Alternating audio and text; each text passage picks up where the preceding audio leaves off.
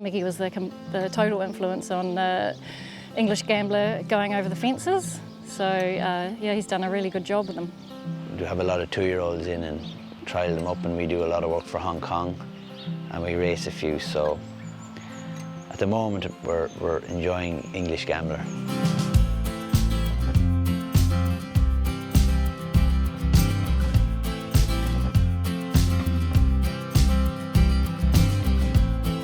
The staff at the moment is just myself and my husband, Mickey. We're a little bit quieter over the winter, but generally we have around 18, 20 horses in work, but we have a few handy horses to run this winter.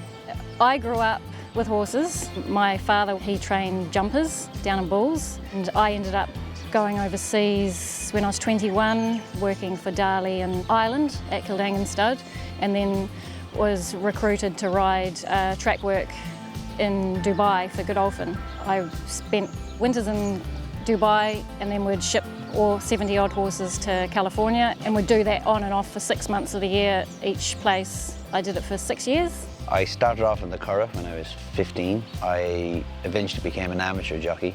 I moved over to the UK. I turned professional.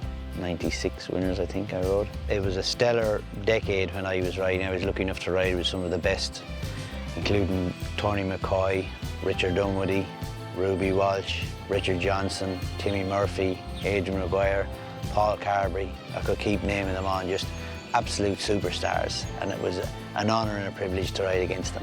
Where I come from, it's big business, and it's a big cultural thing, and the jockeys and trainers are household names. It's on mainstream TV.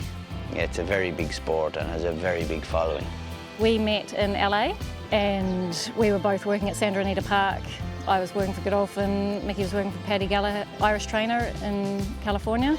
We ended up having our oldest daughter, Aiofe. She was born in LA, and we ended up coming home when she was 2. Aiofe obviously has taken quite a keen interest, and she works for Andrew Forsman and has had a couple of trips to Melbourne for the Spring Carnival and Melbourne and Sydney for the Autumn Carnival. So she's really got a lot of exposure, and she's learnt a lot, and she's quite keen to carry on.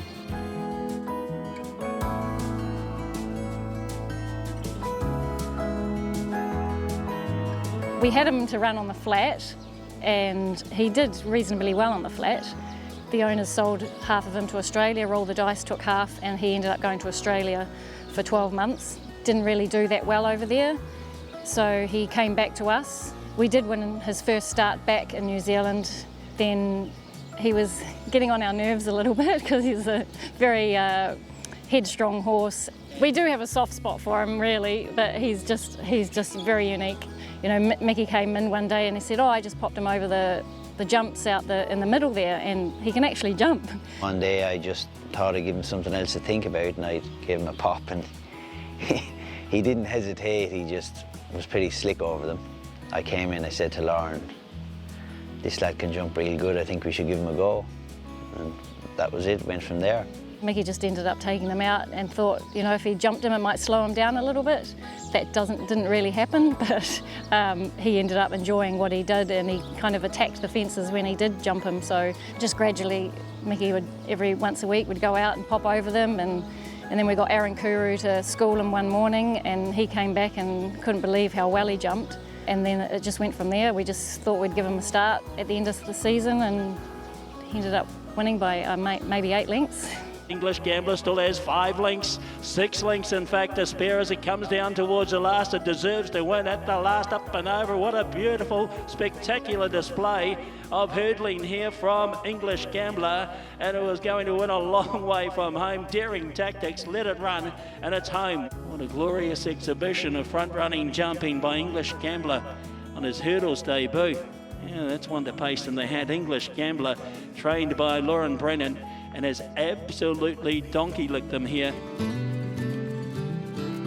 We don't school them that much because in Europe they don't school horses that much. You can do too much and get them injured and stuff like that. Once they know how to jump, they know how to jump.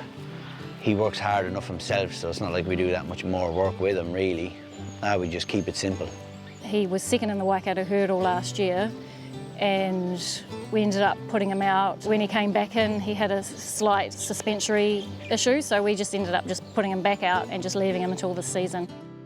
He's definitely come back stronger from our point of view anyway. He'll target the likes of the Awapuni hurdles and the Waikato hurdles, and Roll the Dice are quite keen to see him over Melbourne Way at some point if he's going to shape up this side. Obviously with his style of running, he kind of likes the better ground as he gets away with those kind of fast fractions. So we'll just have to play it by ear, but we just take it race by race with him.